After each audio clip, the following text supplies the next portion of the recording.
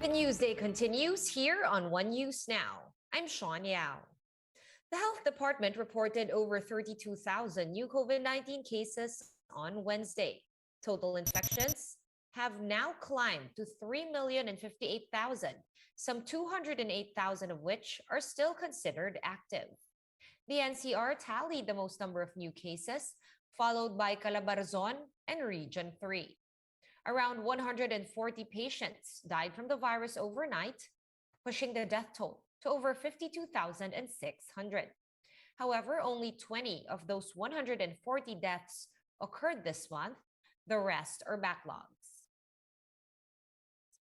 Total recoveries have now hit 2,790,000, with 5,000 new recoveries logged in the past 24 hours.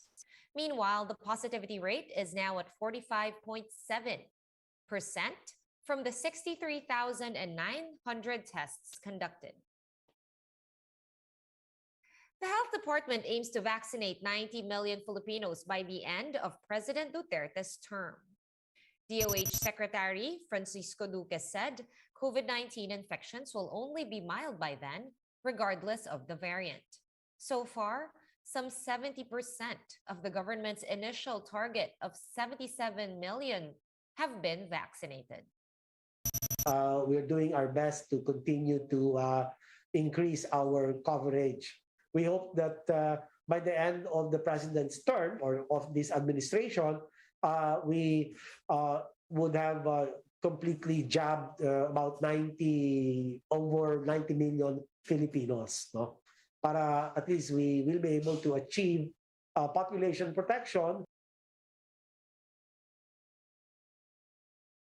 The health secretary also said that they are already working on health and safety protocols for the upcoming elections.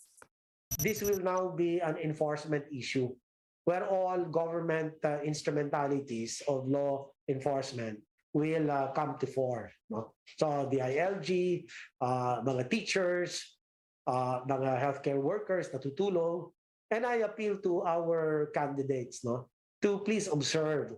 Kasi you lead by example. And government agencies have imposed a purchase limit on paracetamol and other flu medicine in order to stem the fallout from hoarding. JC Cosico with the story. Alexis Candelaria bought 10 pieces of paracetamol in this drugstore in Quiapo today. Thankfully, there were stocks. Before, it took him days to buy one.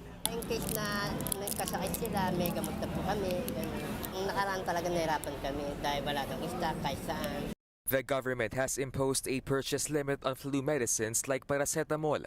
Under Joint Memorandum Circular 22-01 of the Health and Trade Departments, an individual can only buy up to 20 tablets of paracetamol or 60 tablets per household. Paracetamol syrups or suspension, meanwhile, can be bought at a maximum of 5 bottles per individual and 10 per household. The same cap applies for cough medicine, carbocysteine, and other related drugs.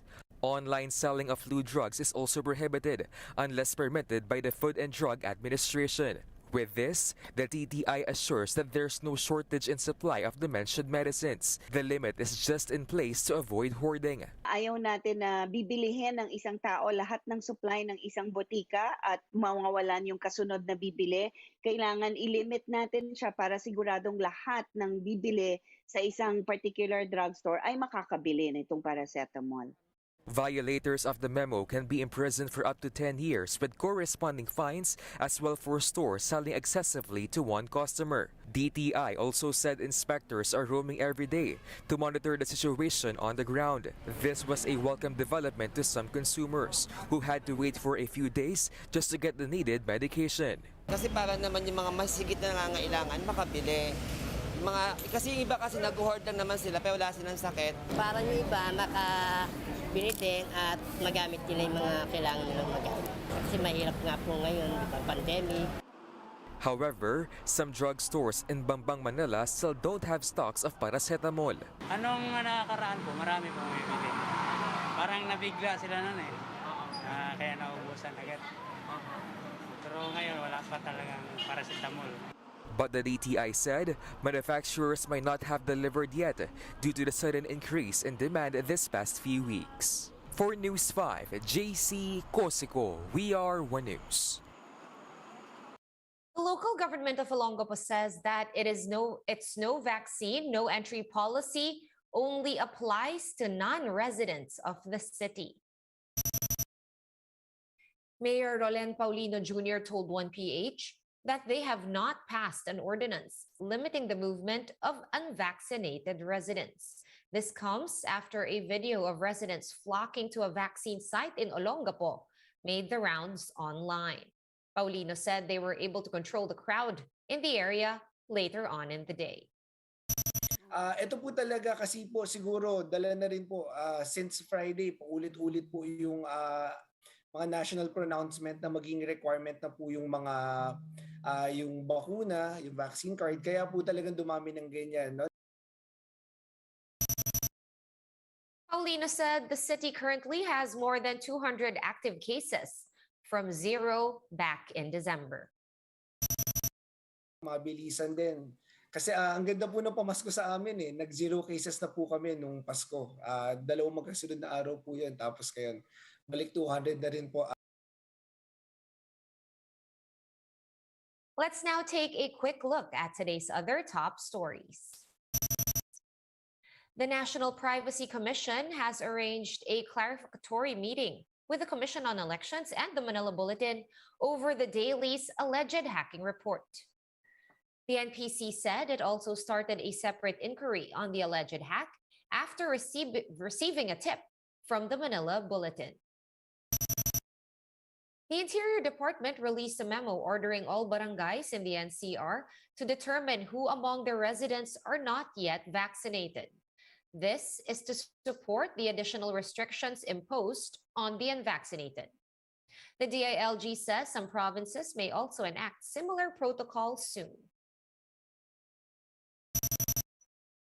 The reproduction rate in the NCR has gone down to 4.69, according to the Octa Research Group. What this means is that one COVID-19 positive person infects at least 4 others. The current reproduction rate is lower than the 6.16 R0 recorded on January 2. For more updates, visit News 5, the Philippine Star, and Business World online. Visit our website, onenews.ph, for more in-depth analysis. You can also catch One News on the Signal Play app. Register for a free account at www.signalplay.com and stream One News live anytime, anywhere. Masks on, wash hands, and stay safe, Philippines. I am Sean Yao. We are One News.